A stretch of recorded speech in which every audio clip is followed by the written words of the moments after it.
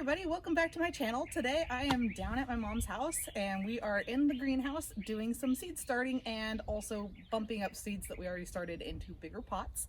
So why don't you go ahead and join me inside and I'll show you what we're getting into. All right, let's go. I just wanted to go over some of the materials that we are using today. We have this EB Stone Organics seed starter mix, and I have a little dishwashing pan, and these are 3-inch paper pots, and I'm already starting our project where we're bumping up the seeds. So I just poured some of the mix into here and added a little bit of water. I just have a gallon watering jug where I'm mixing a little bit of water and getting it to the point where it's like just barely moldable, and filling up my pots and getting them all separated out, ready to transplant some of our seeds that we already started. All right, so I'm going to take some of our starter mix and just add it in.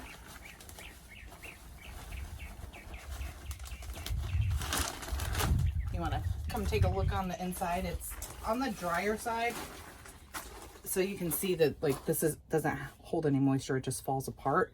So that's why I'm going in with water. And I'm just gonna dump a little bit in there and then just kind of get my hands in there and work it, kind of knead it like bread until that moisture saturates all the material. If I need to, I can always add a little bit more water.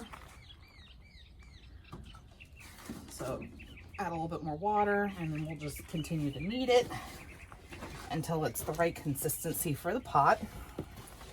So we're getting there. You can see where it's starting to become a little bit more moldable.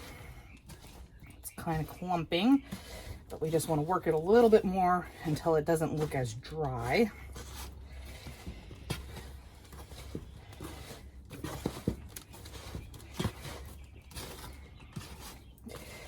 So one thing that I wanted to mention is when doing this, you don't have to use the EB Stone Organics starter mix. You can use other brands. Scott's makes some. Let's see, Espoma makes seed starter mix. EB Stone, Miracle Grow, or even Jiffy. I have a bag of Jiffy over here that I'll show you what we're using. And matters like this, I'm just taking those out. Don't need big sticks.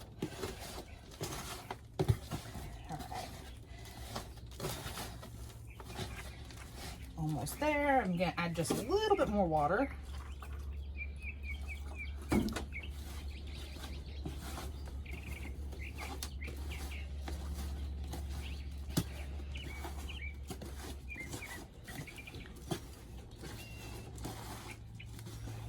And I was doing this with gloves on before and I didn't put my gloves on, so now I have dirt under my fingernails. I recommend using gloves.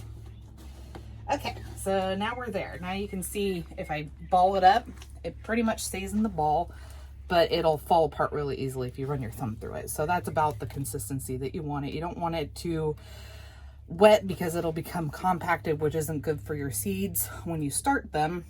You want enough space in the soil that they'll establish a good root system, and you don't want it fighting against like really compacted soil. So with that in mind, when I'm filling my pot, I just kind of scoop it in and then just give it a little bit of a shake just to level it off. And that's it. I'm not pushing in the soil at all. And then when we transplant, you just stick your finger in there, make a hole, put your seedling in, and then just kind of pinch it in around the top. And then you're done. So we'll show you that when we're moving the seedlings over into the pot.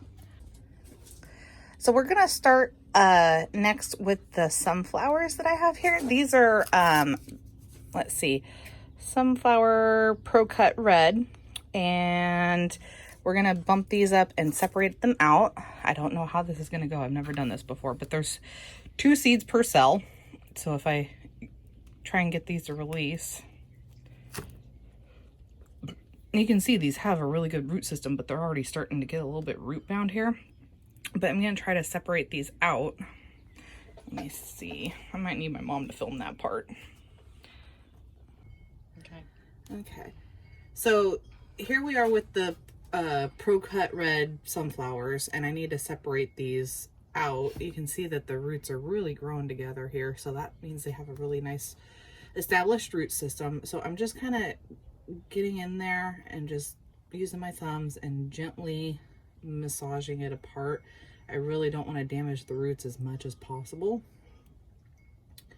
And then just kind of grab onto the base of them, and I'm just kind of wiggling and pulling.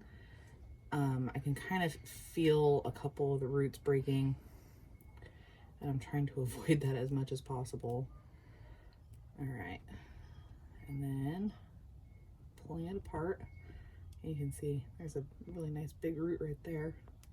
Okay, so now I'm going to take each of these and pop them into one of these. So I just kind of get a nice big hole, drop it in, give it a little bit of a pinch there, and pack it in just a little bit. And then we'll give these a water in a moment. And then we should be done with these, moving on to our next flower that needs to be separated apart. I'm gonna give a little bit more dirt than that. But yeah, I think these are gonna be pretty happy. But those are nice, good established plant, good strong stem, but these are gonna get about 5 feet tall. So they need a really good root system and a really strong stem on them. All right, you can stop. I wanted to show you, so right now I am transplanting these really cute little Harlequin starters, and they're in these tiny little 6-pack pots.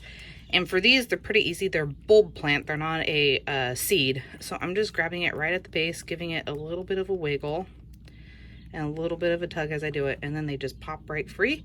And you can see these have a really good established root system on them. Look at that. So I'm just moving these. This one I'm doing in an actual pot, and I'm just digging a little bit of a hole with my finger, just kind of pulling the soil to the side like so, and just popping that right in there. And then we can do the next one. So this one doesn't have one in there, but this is 2, but I think it was 1 bulb. But we'll just give it a little bit of a wiggle and a little bit of a pull. And I can already start to kind of try and release here. A little bit of, there we go. And it just pops right out. But look at how good the root system is on these. These are at the perfect time. They are ready to be bumped up. So we'll go ahead and move those.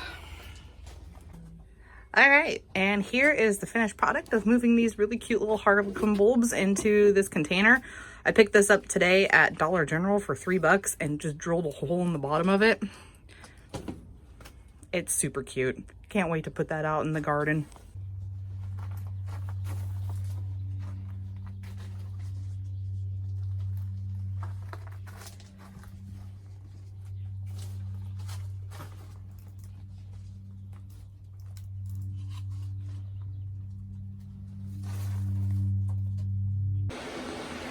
Okay, so I just wanted to kind of come in here and show you some of the varieties of things that we're growing. So here I have Cosmos and Amaranth. Over here I have, this is chocolate lace flower or Dara, a couple different varieties of Celosia. So what I'm doing is I'm taking all of these guys that are all pre-sprouted in these tiny little containers, and I'm pulling them apart and separating them, and then bumping them up into their own cans, so that way they have room to spread, room to grow their and establish their roots a little bit more.